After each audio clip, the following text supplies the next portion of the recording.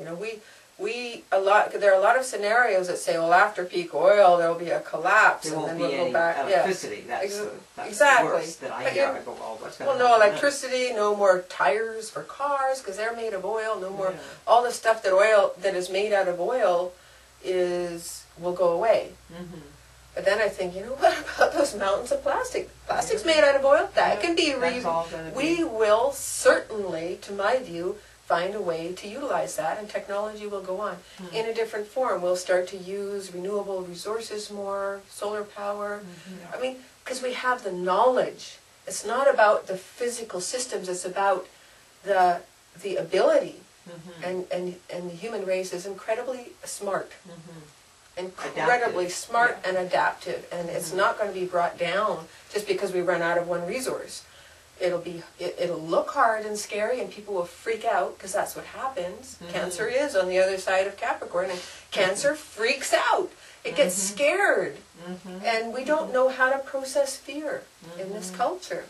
I mean, we're told, choose love, not fear, as if fear was something not to love. Yeah, you know? Well, or just that it's that easy, like just, that's great advice, but that doesn't mean whenever somebody says to me, choose love, not fear, I say, I choose to love my fear. Yeah, sure. Because fear is just a vibration. Yeah. And that's what the Cancer parts of ourselves need, is that level of radical acceptance.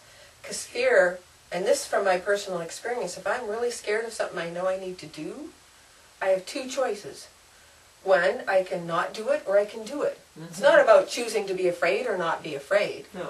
Because if I pretend I'm not afraid and I go do it, oh, disaster. That's really bad.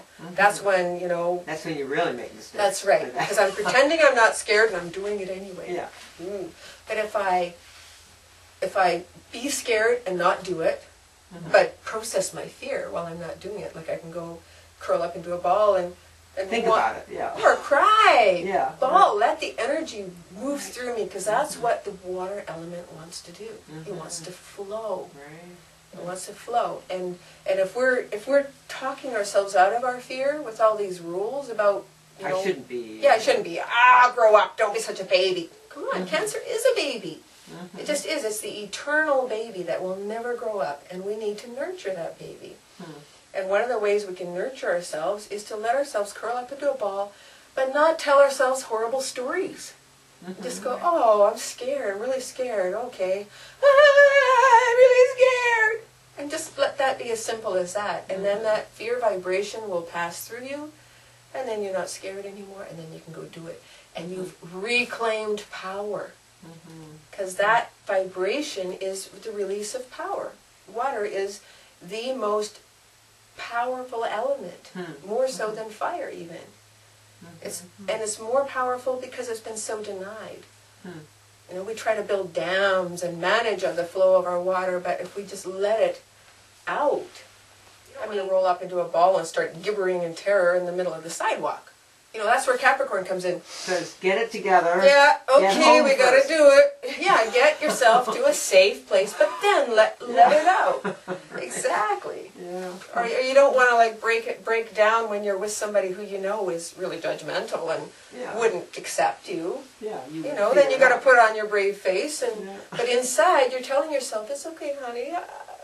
As soon as we get home, it'll be okay. Right, yeah. So it's that treating ourselves like our most precious little child. And that is really where our ultimate healing, emotionally speaking, comes from. Because there's nobody else whose job it is to do that. And that's the final responsibility of Cancer and Capricorn. Because together, they are both about responsibility. The ability to respond. Capricorn on an earthy level, on the level of what we do, and how we learn, and what our job is, what our vocation is in the world. And Cancer on an emotional level. Whose feelings are these anyway? Who caused them? If we're busy looking outside ourselves and going, I'm messed up because my mother didn't breastfeed me enough. Well, that may be true, but whose responsibility is it now? Now, yeah. It's not the mother anymore. Exactly. I'm my own mother now. Yeah. Or, you know, the earth is my mother now. But to really integrate that in terms of how it feels, rather than using that knowledge to shut ourselves off. Oh, you can't blame your mother, shut up, grow up, buck up. Yeah, You know, that's not enough. that's not nurturing. Yeah. That's like being without a mother at all. Kind of have taken in the brave face. I need to be look brave all the time, even to myself. Yeah. It's like an emotional need to be in control. That kind of it. Because the moon's always the moon, no matter what signs it's in. The moon is always incredibly vulnerable and soft. Emotional. Yeah, That's the moon. exactly. That's its nature. It is our personal emotional body.